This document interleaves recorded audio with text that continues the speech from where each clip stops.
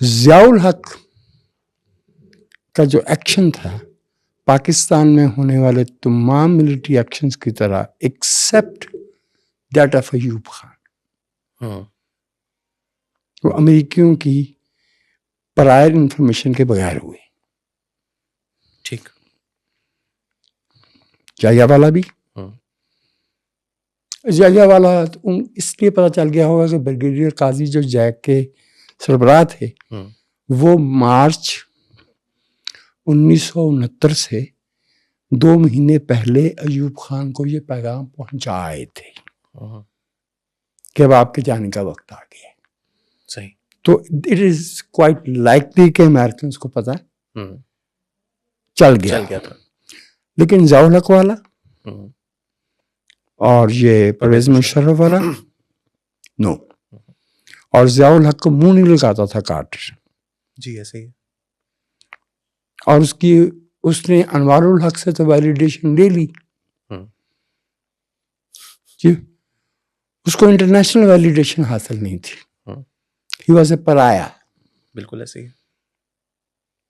تو یہ موقع مل گیا اور فوری طور پہ یہ بلڈ کیا گیا کہ جی ہم کھڑے ہیں نا جی روکنے کے لیے. صاحب روس میں افغانستان میں روس کے مفادات کی تاریخ پرانی ہے. بالکل. اور وہاں کمیونسٹ و خلق اور پرچم جی موجود تھے. بالکل تھے. وہاں قدامت پسند لوگ بھی موجود تھے.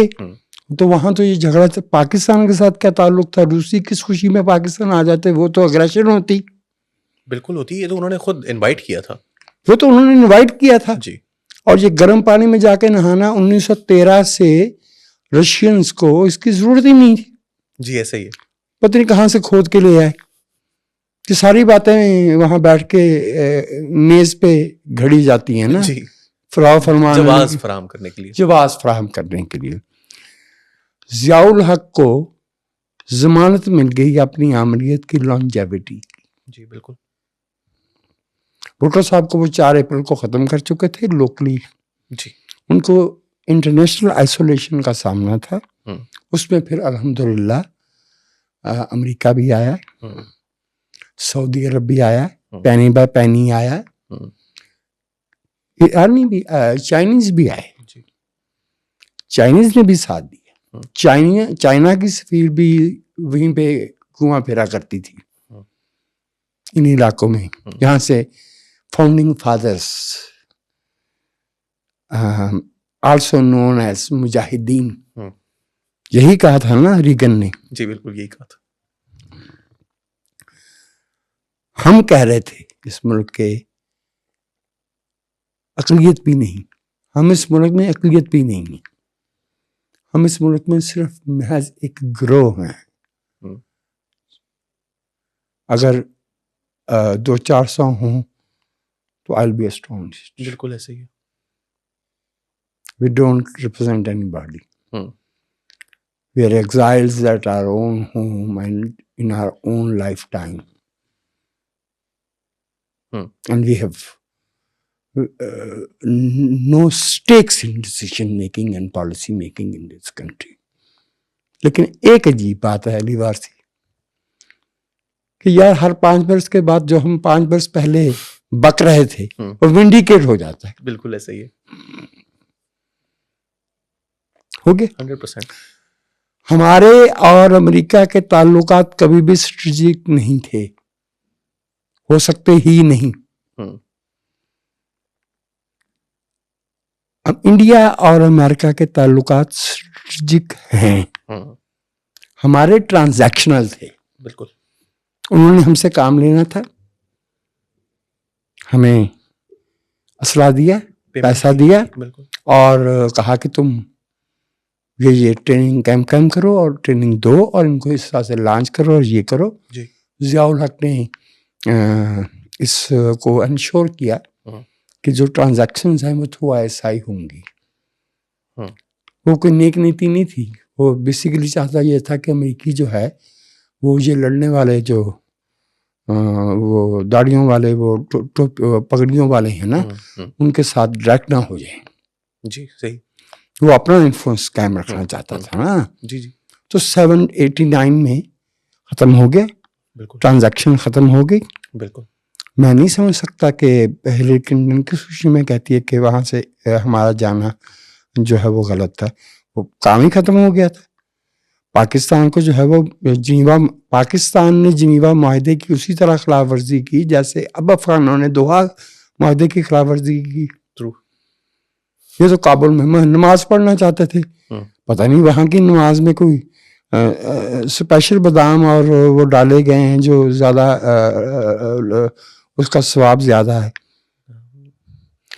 لیکن اصل بات یہ تھی کہ ہم افغانستان کو اپنی کالونی بنانا چاہتے تھے, ہم اپنی سیٹلائٹ بنانا چاہتے تھے, اور اس میں ہم یہ بھول گئے کہ جس کے ہاتھ میں بندوق ہے اور جو بیٹر ہارڈنڈ ہے, بجائے اس کے کہ وہ ہمارا متی ہو, وہ ہمارے اندر اپنی جڑیں پیدا کر چکا ہے. وہ پورے جی ٹی روڈ پہ قبریں ہیں بالکل ان بچوں کی جنہوں نے 79 سے 89 تک جانے دی. اور یہ ساری جو فرقہ وارانہ تنظیمیں اور یہ بھرتیاں جو ہیں وہ ساؤتھ پنجاب سے کی گئی. بالکل. میں تفصیل میں نہیں جانا چاہتا کہ بلوچستان سندھ بھی تو غریب تھے, وہاں سے کیوں نہیں کی یہ بھرتیاں. سینٹرل پنجاب تو سمجھ آتا ہے کہ یہاں سے نہیں ہونا تھی, یا ساؤتھ پنجاب سے ہوئی ہیں یا کے پی سے ہوئی, ایسے ہی ہوا ہے نا. اس کی کیا وجہ ہے سر بلوچستان سے تو 15,000 فوجی مروا کے 73 والی انسرجنسی کے بعد جنوری 78 میں ہم واپس آئے تھے, تو بلوچوں کے ہاتھ میں پھر ہتھیار دینا تھا. درست. سندھ میں بھٹو صاحب کا معاملہ تھا. سندھ میں تو ضیاء الحق صاحب سے اتنی محبت تھی, یعنی جہاں ان کا پسینہ گرتا سندھ کے لوگ ضیاء الحق کے لیے خون گرانے کے لیے تیار تھے, اتنی الفت تھی. تو اس الفت کے نتیجے میں سندھی بچوں کو ضیاء الحق صاحب اس ٹرسٹ نہیں کر سکتے. وہ تو آپ کہہ رہے ہیں نا, میں تو یہ کہوں گا کہ اس نعمت سے محروم رکھنا چاہتے تھے, شہادت کی وہ نعمت جو پھر بالآخر انہیں نصیب ہوئی. امریکہ اور پاکستان کے تعلق ٹرانزیکشنل تھے. آپ پاکستان کی امریکہ کو اسسٹنس کا گراف نکال کے دیکھیے تو آپ کو بیل باٹم نظر آئے گا. جتنی ملٹری کے ایئرز ہیں فل آف ڈالرز ہیں. بالکل. وہ نہیں وہ یوسف کا خواب 7 برس لین اور 7 برس فیٹ, پھر وہ ڈالر ہیں, پھر مشرف کے دور میں ڈالر ہیں. But now the situation is different.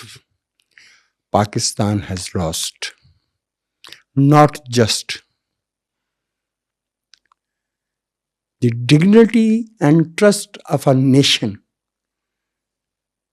but also nearly every vestige of leverage. Americans don't need anything from Pakistan, and Pakistan doesn't have anything to offer to the Americans. Pakistani, اور میں یہ سوچ کے یہ بات کہہ رہا ہوں, پاکستان کی اپر کرسٹ ڈسیشن میکنگ کی چائنا کے ساتھ تعلقات بھی یکسو نہیں ہے. یہ تو ہم نے سر 2016 آنورڈز دیکھا, یہاں پر جو تماشا لگا. Forget about it.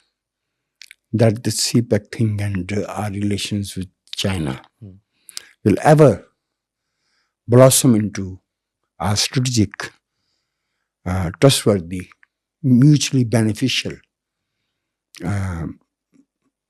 relationship. It's not gonna happen. آپ نے دیکھ ہی لیا ہوگا کہ کس طرح سے نشانہ بنایا جاتا ہے چینی